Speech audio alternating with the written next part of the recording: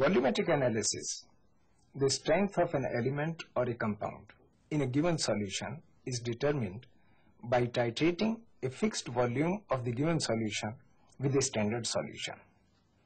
Using the titration data, result can be obtained by calculation.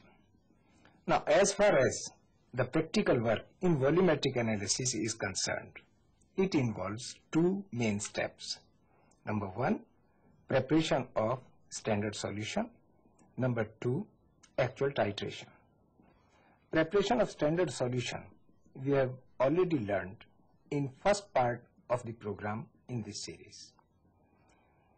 In this program, we will learn the correct method of titration and also the precautions that we must take while titrating. But before we do the actual titration, let's have a look at the apparatus used for titration. Now this is the apparatus: a pipette, burette, stand, tile, and a conical flask. Now pipette is a long tube having a bulb in the middle. It is calibrated to transfer a fixed volume from one vessel to another.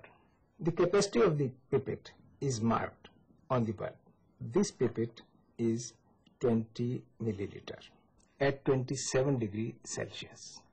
Remember, it is calibrated at a certain temperature, room temperature. Now, how to use the pipette? Suppose I have to transfer this solution into this conical flask. First of all, select a pipette and see its nozzle is intact. It is not broken. Second, see that the pipette is neat and clean. If it is not neat from inside, then wash it with soap, water, and finally with distilled water. But before using, it is to be rinsed with the given solution. For this,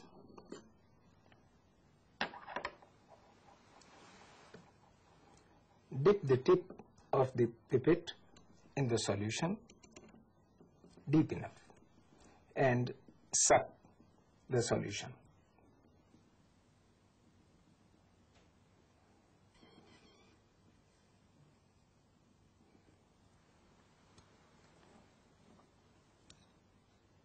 Take out the pipette, tilt it and shake, and side by side go on rotating it along the axis.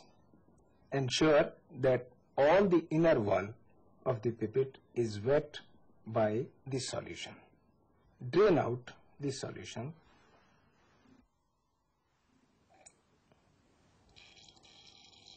Repeat the process once again if required.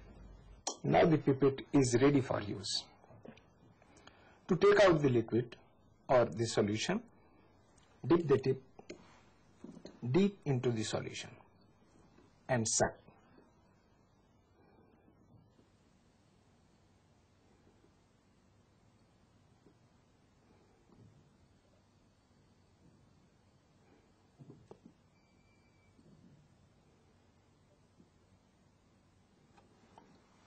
Suck the solution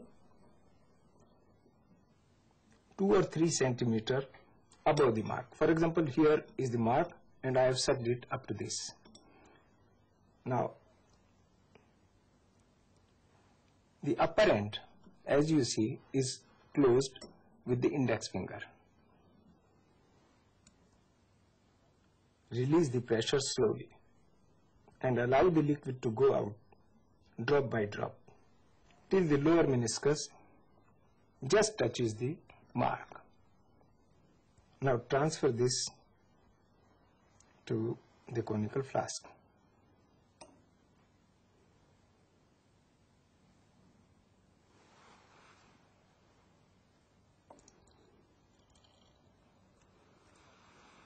In this way, we have taken out 20 milliliter of the solution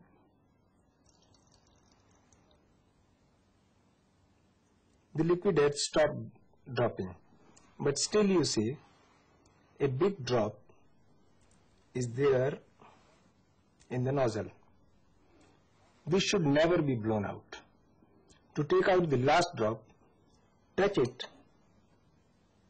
with the wall for a few seconds and then take out.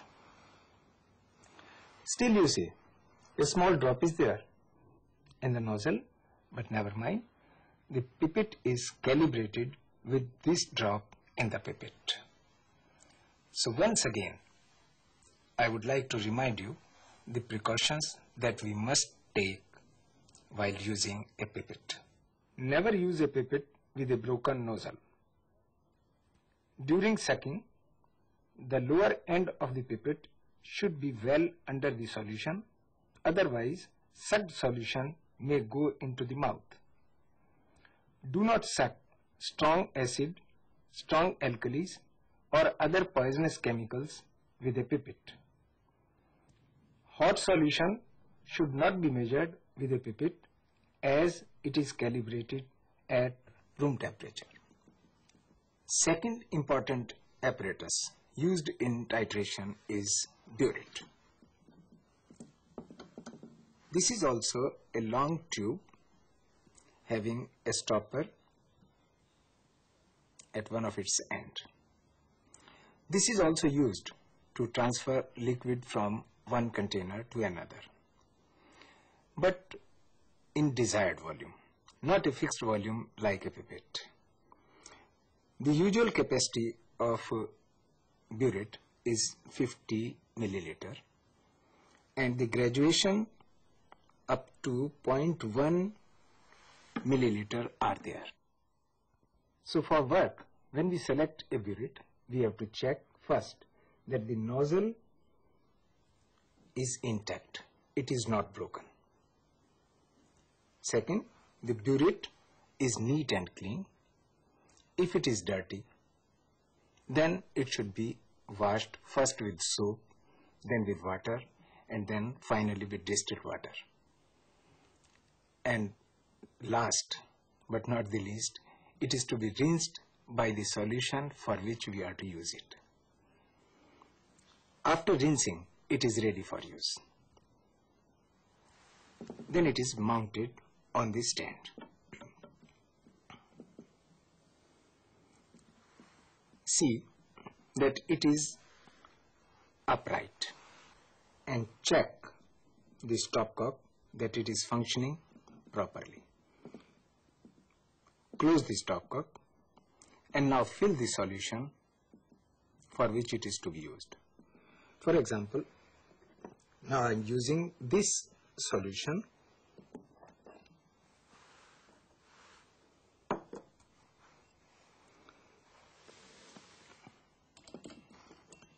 with the help of a funnel. Fill the burette.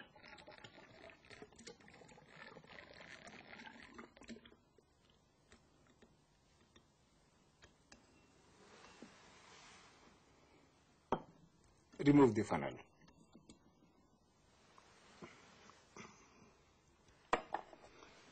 Check immediately that the burette is not leaking.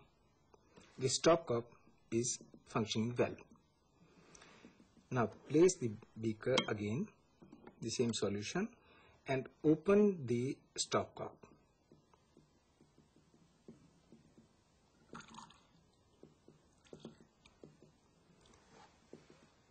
This will expel the air below the stopcock. Ensure that there is no air bubble in it. Now at present I see there is an air bubble. So open again.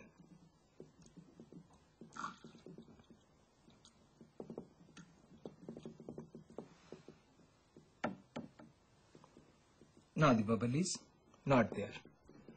This means the burette is now ready for use. Now fix the meniscus of the solution to a certain height, convenient to your eye level. See that the lower meniscus touches the graduation you require. Note this. For example, at present 6. To see the meniscus more clearly, we can use a device. We can use this type of parallax card. It is simply a piece of paper. You can make it yourself, half black and half white. There is a sharp line and there are 2 cuts, one above and one below. Fix this on the burette like this.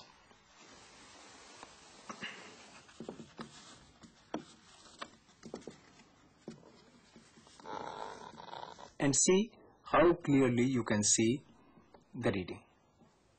So at present the reading is 6. Now we are taking out some solution required for the experiment and take this reading.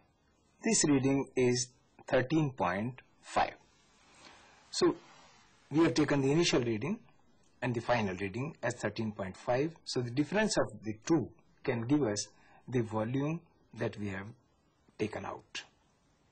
So in this way, burette can be used to take the desired volume of any liquid. But care must be taken while taking out the liquid. This stopper should be carefully handled. It should be pressed slightly inside while opening and closing. Otherwise, there are chances that it may come out and whole of the experiment may be spoiled.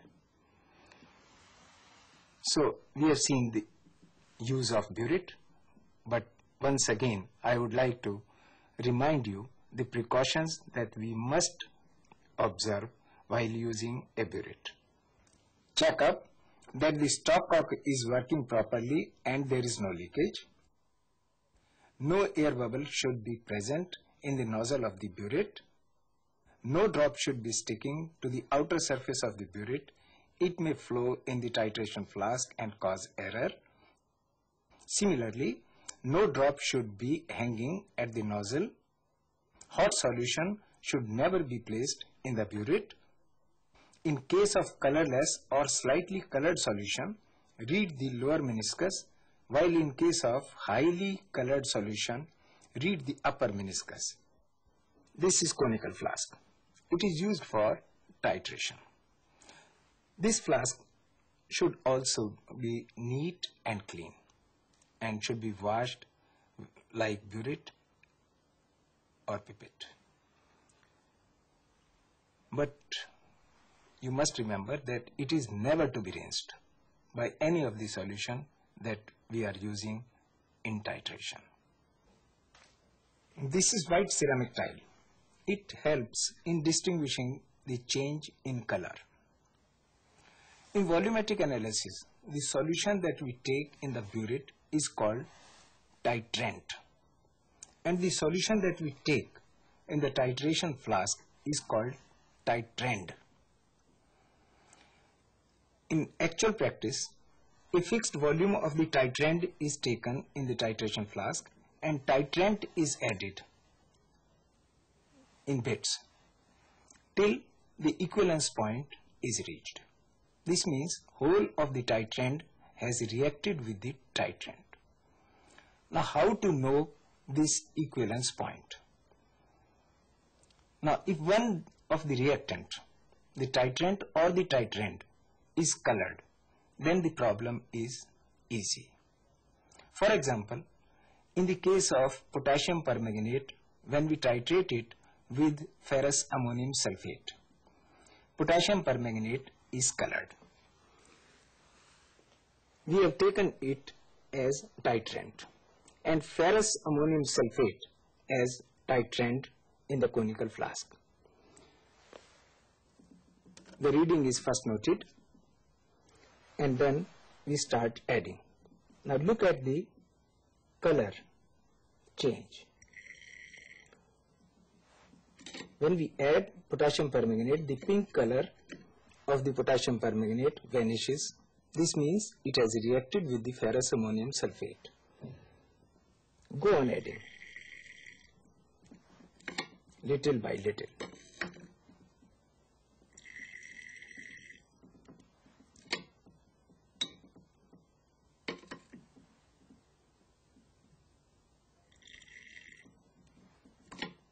Now you see the color is vanishing, but it is taking some time. This means we are reaching the equivalence point.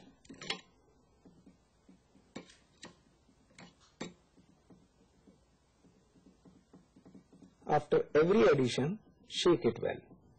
Now you see the color is staying. So this means only drops will be required. So add now drop by drop.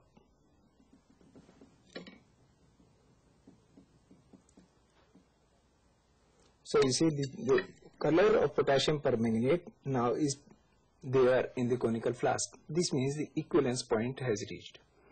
So in this case it was easy because one of the reactant, the titrant, was colored.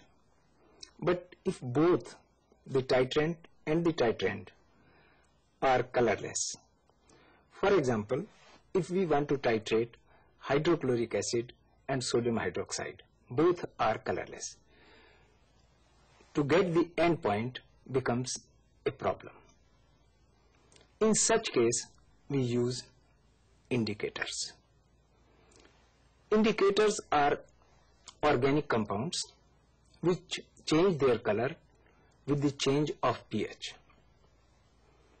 For example, bromomethyl blue, phenolphthalein, methyl orange. So these are the indicators. But usually in our acid-base titrations, in our lab, we use the two indicators, methyl orange and phenolphthalein. The selection of the indicator is done on the basis of the properties of the titrant and the titrant. Now how it is done? If the acid is taken in the burette, then our selection should be such that the color should appear when the last drop of acid is added. If the base is taken in the burette, then the indicators should be such that the color should appear when the last drop of base is added. So up to this time we have learned the basics of titration. Now let us take an actual exercise.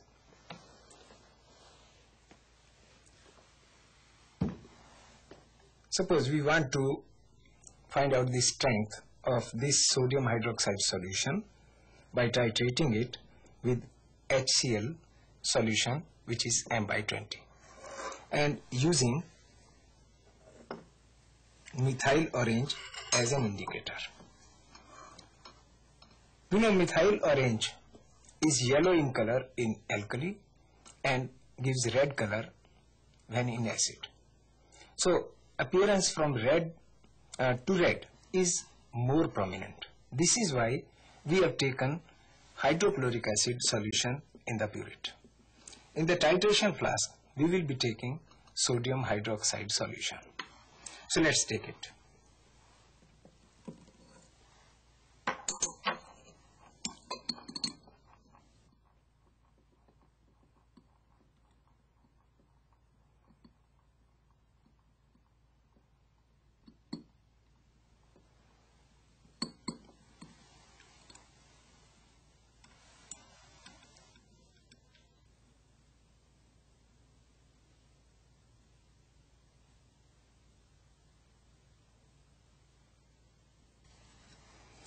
And let us transfer it to this conical flask.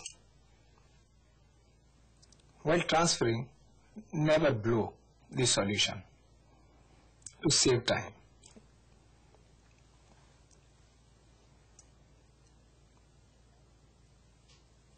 Remember, last drop is to be taken out just by touching the inner wall.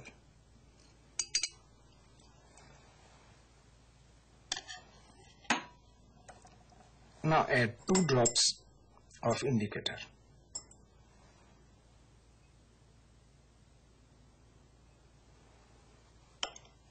See, the color is yellow.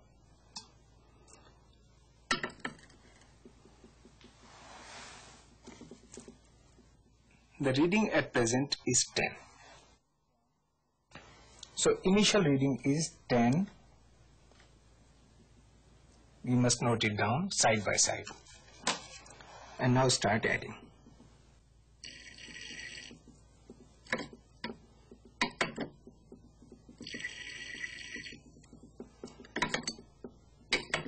First reading is of course all the time a rough reading, which will give us an idea how much volume is actually required.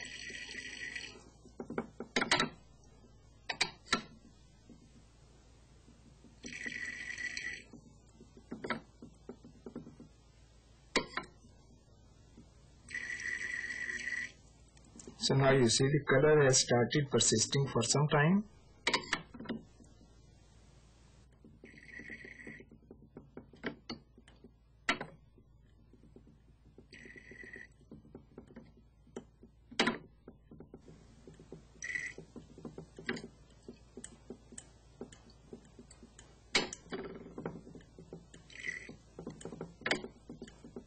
Now you see the color has changed, but the end point is not sharp. So we can take this first reading as a rough reading. Record this reading. Now the reading at present is 27.8.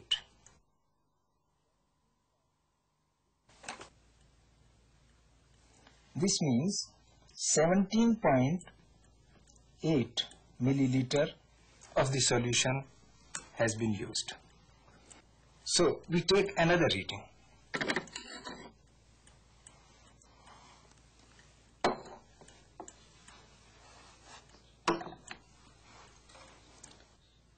So now I have taken another 20 milliliter of sodium hydroxide solution in this conical flask.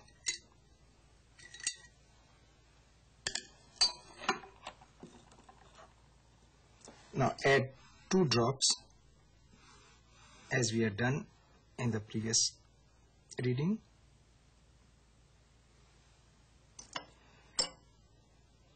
Now one thing more. Try to use the same column of burette in all the titration. So this means I will have to fill up the burette again and set the reading near about 10.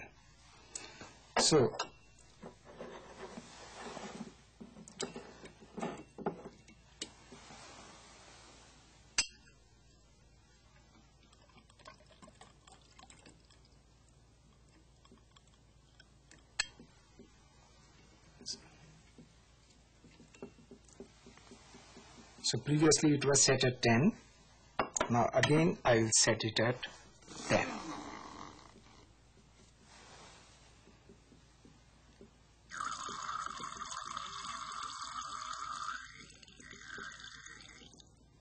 So now it is set at 10. Now one thing more you must take care while titrating. Sometime after setting there is a drop hanging near the nozzle. This drop must be removed just by touching with a filter paper. Otherwise this drop will cause an error.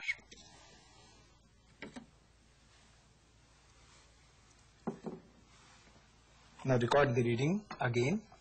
It is 10.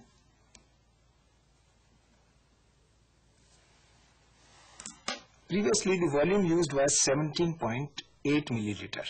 So this time we can straight away add up to 17 milliliter in one stroke. And then after this we will be adding drop by drop. So I can go up to 27 easily.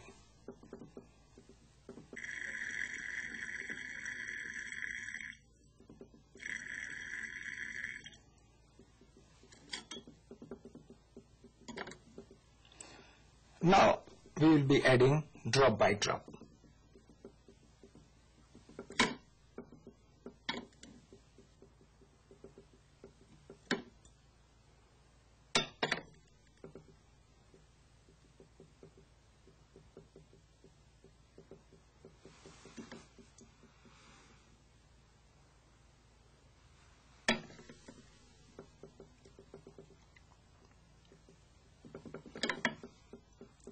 So the last drop added has changed the color.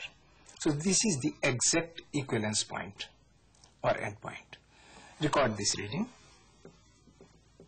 This reading is 27.5.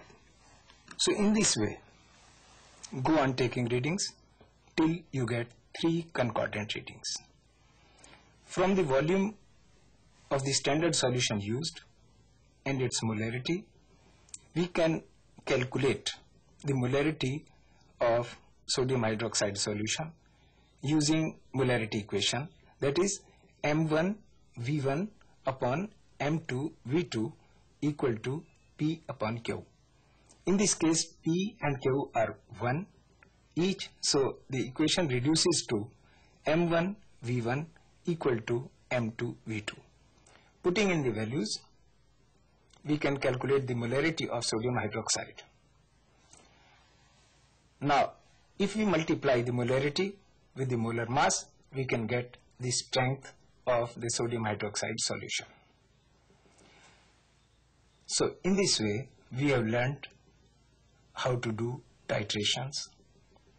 But sometimes we have to titrate very weak acid and very weak bases.